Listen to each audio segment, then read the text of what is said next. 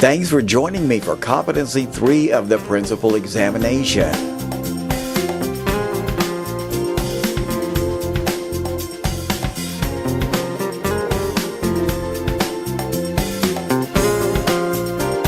Stay tuned for the practice quiz. Also, you're welcome to write me. Send me an email with your comments.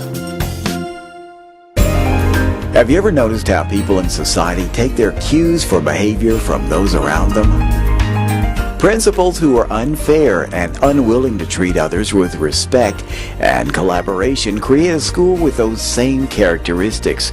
Students may not want to come to school because they feel harassed by principals and teachers. Principals tend to pick favorites and be really biased to those people. One person could do something really horrible, but then one of their favorites could do the exact same thing and not get any punishment at all. And they lose focus, because we're here overall to, educate the kids. And when you're punishing them for things like minor dress code violations, like making them go shave, taking them out of class to do stuff like that, it seems like kind of a waste of time. Whereas I'm not totally against a dress code. It's just I think it's like things like that can be taken to extreme.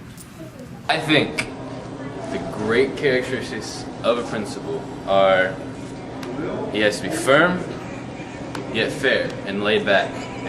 Managing hundreds of students can be difficult for teachers. What principal characteristics allow teachers to enjoy their work and make them feel safe in school? A good principal will take care of when you have discipline problems in the classroom. He's going to help you with them. If there's kids that really are not adapting to authority, well then we're going to send them out and he's going to talk to them. Well, the best principal that I ever had was she was a very good communicator, and whenever you needed something, she was there. You could ask her for help anytime and she was there. Competency 3 says, the principal knows how to act with integrity, fairness, and in an ethical and legal manner. The principal is expected to model and promote the highest standard of conduct, ethical principles, and integrity in decision-making. When asked what was the most common mistake new principals make, Dr. Nancy Adams, a veteran administrator, acknowledged that inconsistency is a problem. I think possibly not being consistent with your personnel or with the way you answer questions or treat people and so forth. As long as you stay within the boundaries of the law and you do what is right, what you consider to be right, then you're pretty safe. Principals are expected to serve as an advocate for all children. They're expected to promote the continuous and appropriate development of all students. Much is accomplished when you have the cooperation of parents and students. Dr. Adams says that some of the first advice she gives to new principals involves communication. I tell them to listen, whether that's to students or teachers and staff or parents. Everyone needs to be listened to and has the right to be listened to about their concerns, and to try to be fair and equitable in every situation. And really those are some real basic things that we all need to do as administrators. In the educational setting, there are many other areas of ethical concern. Principals should attempt to apply legal principles. That is, in relation to students with disabilities, bilingual education, confidentiality, and discrimination, to protect the rights of students and staff members, and to improve learning opportunities. Administrators should follow legal guidelines in the hiring process, specifically when conducting an employee interview.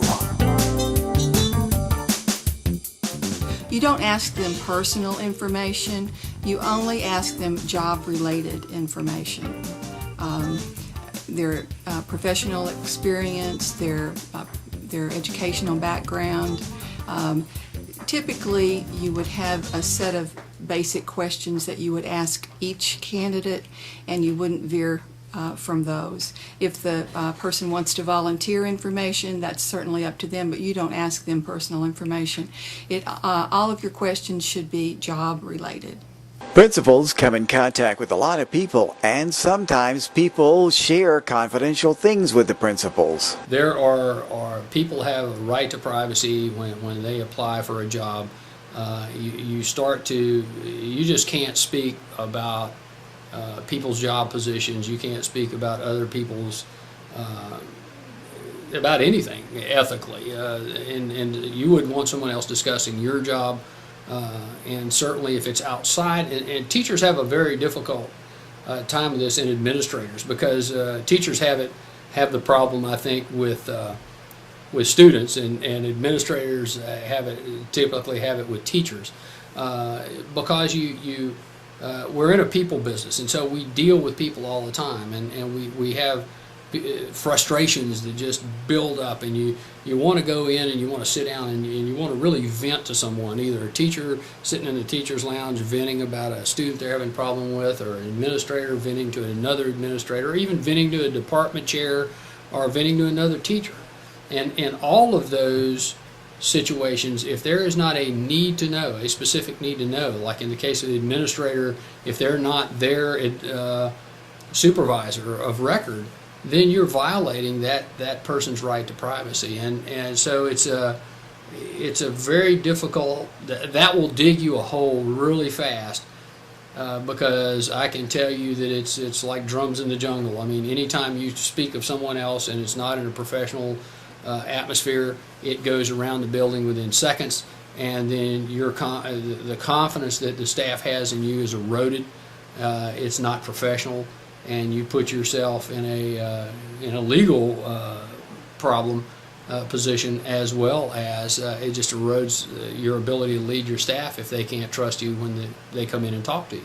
And you will be, as an administrator, things will be shared with you almost on a personal level that may not have anything to do professionally, but I've had staff come in and confess to affairs and being bipolar and having all kinds of issues in their childhood, and they share those because they trust you as a leader. And as a principal of a building, that is an enormous position of trust and leadership. And when they come in and speak with you, they're doing, sometimes it's almost like a confession to a priest. I mean, it has to be held in confidence, and I can't tell you the importance of that portion of the ethics of a professional administrator.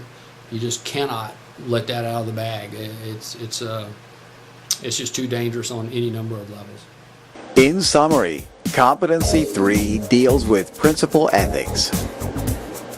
The principal should be a model of ethical behavior for the school. Principals should treat everyone in a fair and consistent manner. The confidentiality of staff and students should be a high priority. Principals should not delve into personal issues during interviews, and anything told a principal in confidence should remain confidential. And now some practice over interviewing issues. Which of the following questions would not be appropriate for an interview? 1. How many years have you taught? 2. How do you manage your classroom?